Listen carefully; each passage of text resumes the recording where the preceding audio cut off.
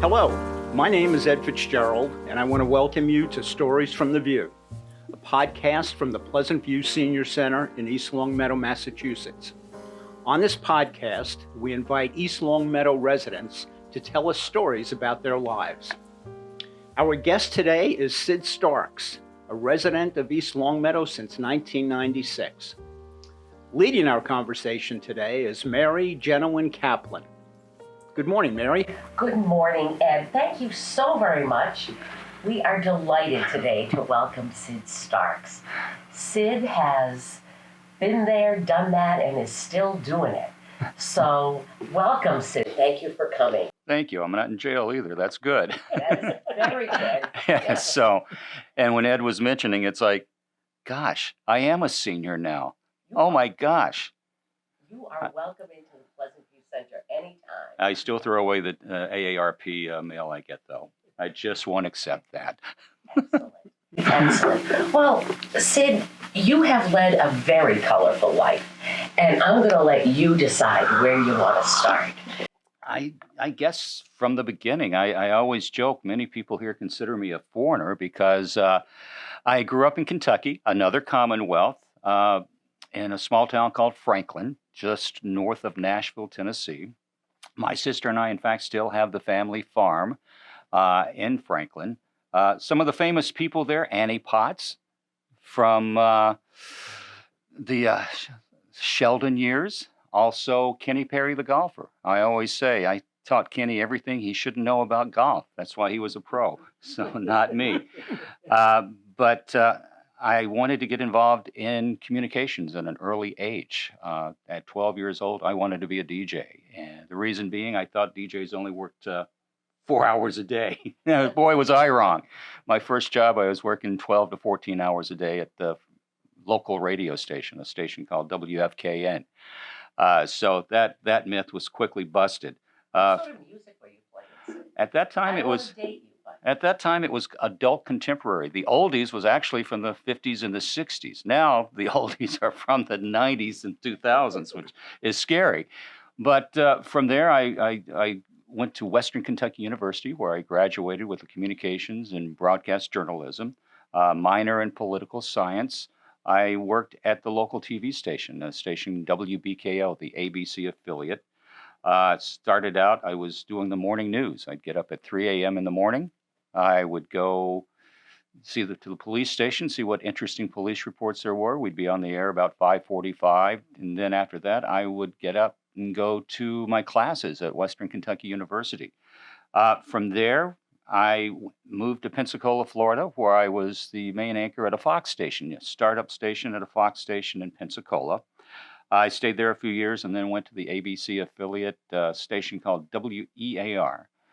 The viewers always wondered, where are we? So, but with that, I stayed there from 1984 to 1989. And that's when my life really kind of started, I don't want to say evolving, but you get to a certain point, you mature. In 1989, I had a job offer to come up here to Channel 40, the ABC affiliate, and at that time anchor the 6 and 11 news. I jumped at the chance because when I was a child, my mom and I used to always think, wow, wouldn't it be great to live in New England with the white picket fence, the old house? We have that now, which we're finding out, Dawn and I, my wife, are finding out that old houses cost a lot more than new houses sometimes. But I was there for a few years. At the time, I had an agent from Detroit, and he was searching for jobs. I had interviews in St. Louis and in Detroit. And if anybody knows St. Louis and Detroit, their sports teams are no good.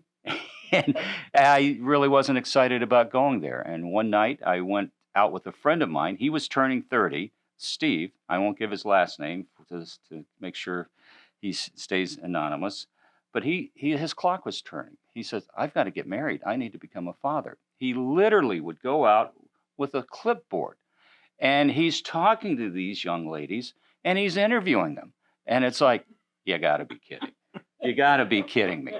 So anyway, with that, I was just going along, I guess, as his wingman, sitting there because he was buying the beverages at the time.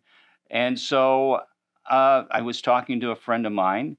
We're talking, and this young lady walks into the establishment. And I said, wow, who's that? Who is that blonde walking into this? And she said, oh, I went to school with her. And her name was Dawn Wisbecki. She hated me. She didn't like me at first. Finally, after the third date, she started liking me somewhat. And we've been married almost 29 years now. Dawn's background, for many of you that grew up in East Longmeadow, her father, Conrad Wisbecki, ran Acres Power Equipment for 53 years, recently closed it down last year, and she basically helped him run it for 30 years. So she's a lifelong resident. So when we got married in 1994, we had two places of where to live, East Longmeadow or East Longmeadow. So, Good choice. so thus we were here. We did spend a year down in Louisville, Kentucky, where I thought at the time, I'm getting a little older. I don't want to be in front of the camera anymore. So maybe I should be in management. And as Don Mackey can attest, if you're in management, you always have someone above you telling you what to tell the people below you. So I honored my contract in Louisville.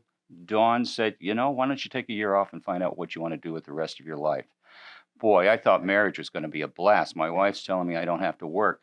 So with that, I was off 2 weeks before she said, any job prospects? Well, and you can only play so much golf and go fishing so often.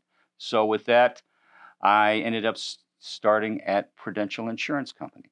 And I've been basically a registered investment advisor since 1995. I love it. It gives me freedom. My office is here in East Longmeadow. I've met many great people. In that time, from 2000 to 2012, I received a phone call from a friend down in New Haven, Connecticut, saying, Sid, can you do weather? I said, well, I have an associate's degree in meteorology. It doesn't mean much. You always have to look out the window to see what it's going to happen with the weather. But so I was down there for 12 years doing basically freelance and weekend weather, which I found was very interesting because where else do you have to be 10% correct?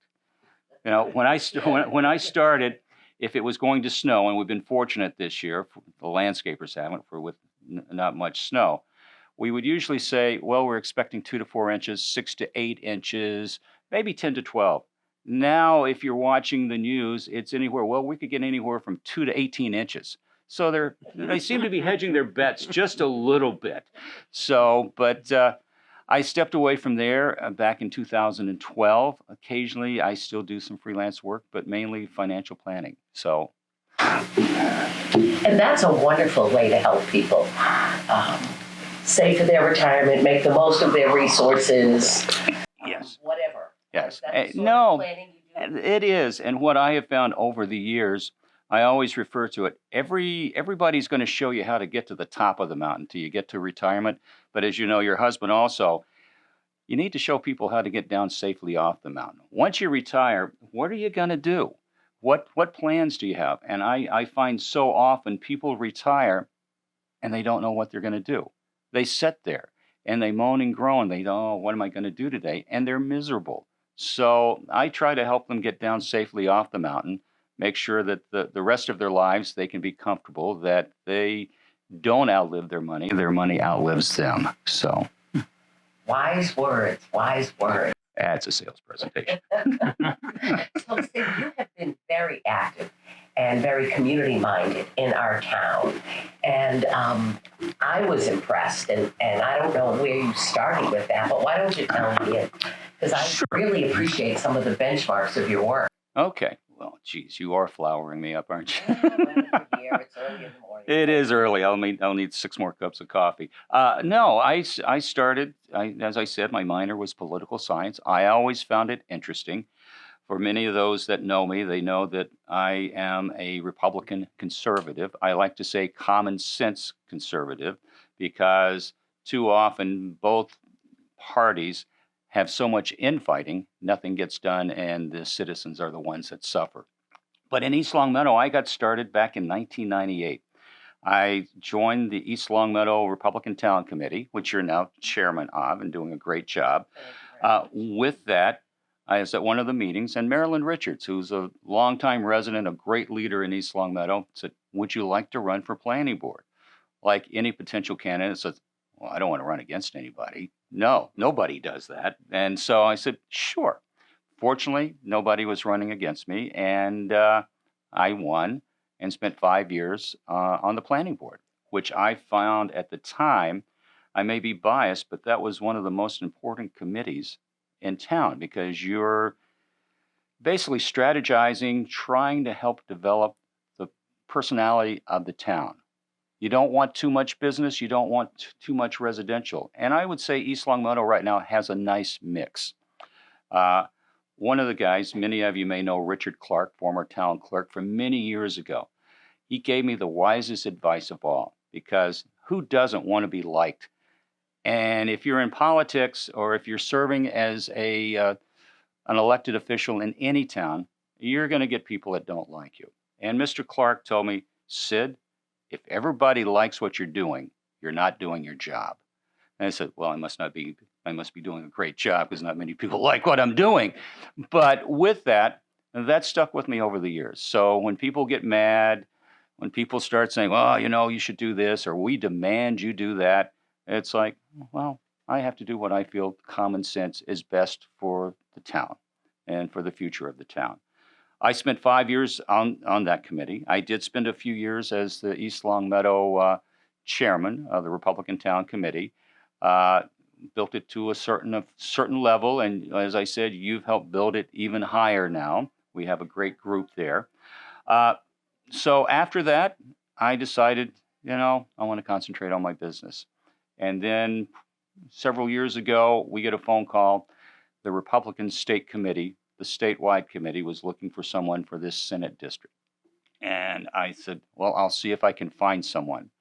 And I get a call a few days later, and it's like, well, why don't you do it? It's like, well, why would I want to do it? Number one, first, it's like, well, what does it pay? Well, it pays nothing. And it's like, great, volunteer service. But anyway, I decided to run in a caucus, and I won. And then I won re-election, and I represent the 1st Hamden, Hampshire, and now part of Worcester Senate District. The main goal for this committee is to develop platforms to help RTCs grow, to help candidates get elected, and sometimes to tell potential candidates, you shouldn't run. What's your plan? And it's amazing some of the campaign plans you hear and that don't use common sense or running on a wing and a prayer. So I'm currently the public relations chairman for the state committee. So that's keeping me busy. But Dawn and I, we're at the point in our lives, as I joked earlier, I'm can be part of the senior center now. So we're not slowing down. I don't see anywhere that we are going to slow down. Dawn is active in the community also. I'm active.